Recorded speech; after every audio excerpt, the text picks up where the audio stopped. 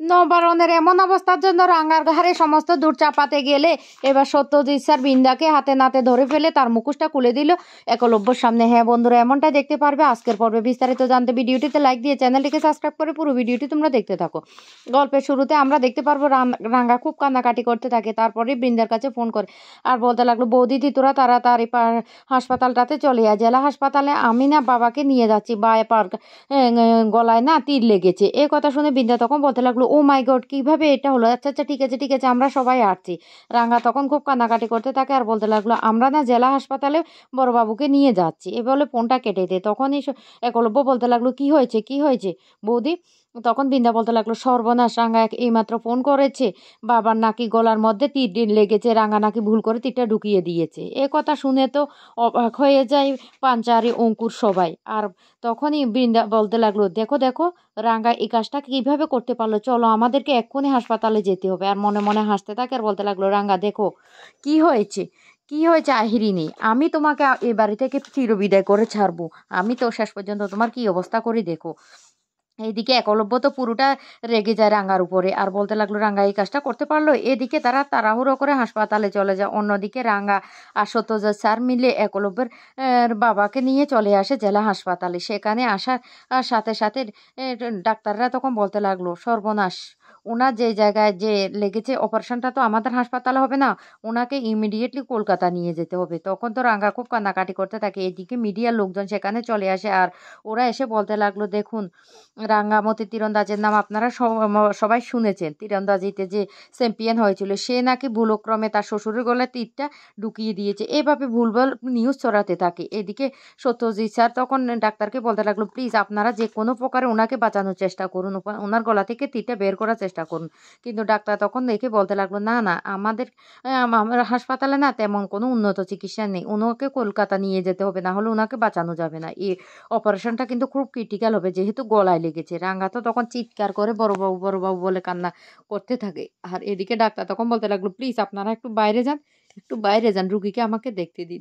এই বলে ওদেরকে সেখান থেকে বের করে দেয়। সত্যজিৎ স্যার তখন ডাক্তারকে বলতে লাগলো, প্লিজ ডাক্তার, আপনি যে কোনো প্রকার কিছু একটা ব্যবস্থা করুন, আপনি তো বুঝতে পারছেন ওনার অবস্থাটা।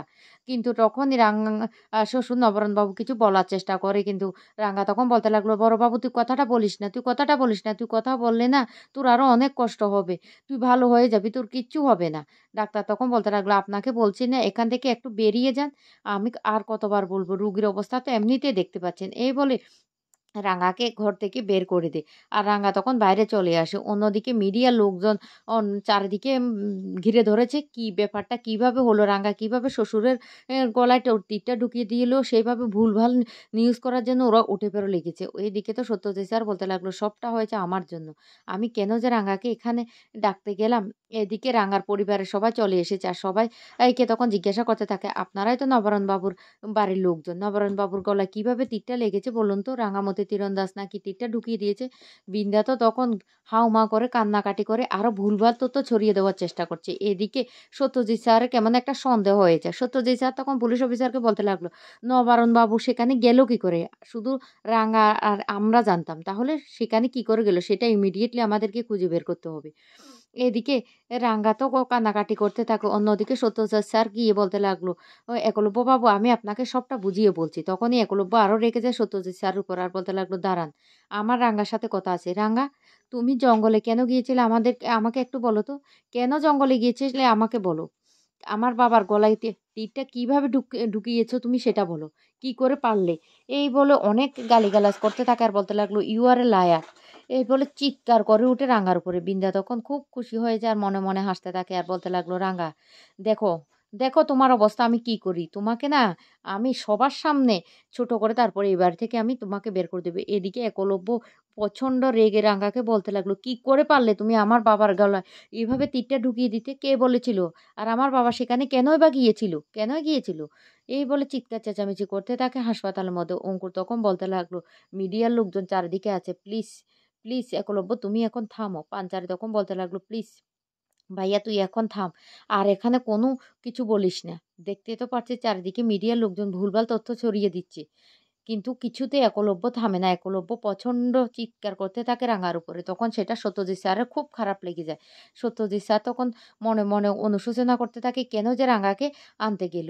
আর তখনই বৃন্দা বলতে লাগলো, "ও তুমি জামাই আদরের নাম করে এখানে পাচারকারীদের ধরতে এসেছো। সেই কথাটা আমাদের বললেই তো পারতে। আচ্ছা আমাদেরকে বলোনি। কিন্তু তুমি তো একলব্যকে সেই কথাটা বলতে পারতে। কাউকে না বলে তুমি রাতের বেলা জঙ্গলে চলে গিয়েছো। আর এখন বাবার এমন অবস্থাটা হয়েছে। এবার আমরা মাকে কি বলবো? মাকে কি বলবো? বলো রাঙ্গা।" রাঙ্গা তখন খুব কান্নাকাটি করতে থাকে আর বলতে লাগলো, "বাবার কিচ্ছু হবে না, বাবার কিচ্ছু হবে না।" তখনই বৃন্দা বলতে লাগলো, "যদি বাবার কোনো কিছু ভুলভ্রস্কম হয় তাহলে কিন্তু আমি তোমাকে ছাড়বো না। আমি বলে দিলাম। এত বড় সাহস তোমার কি করে হলো? তুমি কি করে বাবাকে জঙ্গলে নিয়ে গিয়ে এমন একটা কাণ্ড ঘটালে? মা যদি জানতে পারে কি হবে তুমি বুঝতে পারছো?" এই বলে বৃন্দা এমনভাবে রাঙ্গার উপর হুমকি দিচ্ছে আর মনে, মনে হাসতে থাকে আর বলতে লাগলো, "দেখ এবার কেমন লাগে দেখ।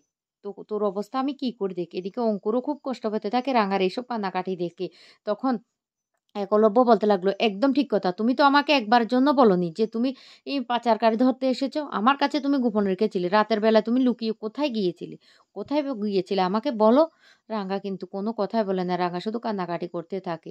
আর বলতে লাগলো, "বড়বাবু ঠিক হয়ে যাবে।" এরপরে সবাই যখন ছুটে নবারুণবাবুকে দেখতে যাবে তখনই বাড়ি থেকে বারবার করে ফোন করতে থাকে সবার মোবাইলে। কিন্তু কারো মোবাইল তো কেউ রিসিভ করে না। মোবাইল সবারই বন্ধ।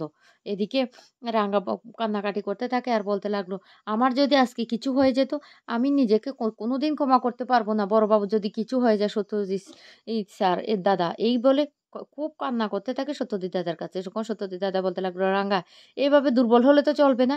এভাবে দুর্বল হলে চলবে না। আমাদেরকে জানতে হবে কিভাবে নবারুণ বাবু সেই জঙ্গলে গিয়েছিল। উনাকে তো কেউ বলেনি।" এদিকে একলব্যের মা প্রচন্ড টেনশন করতে থাকে। কিন্তু সাত্তকী বারবার বলতে লাগলো, "কিচ্ছু হয়নি। ওরা নিশ্চয়ই মেলায় গিয়েছে সেখানে আনন্দ করছে। তুমি এমন টেনশন করছো কেন?" এই বলে মোবাইলটা নিয়ে নিতে লাগলে তখন একলব্যের মা প্রচন্ড রেগে যায় আর বলতে লাগলো, "থাম তো, থাম।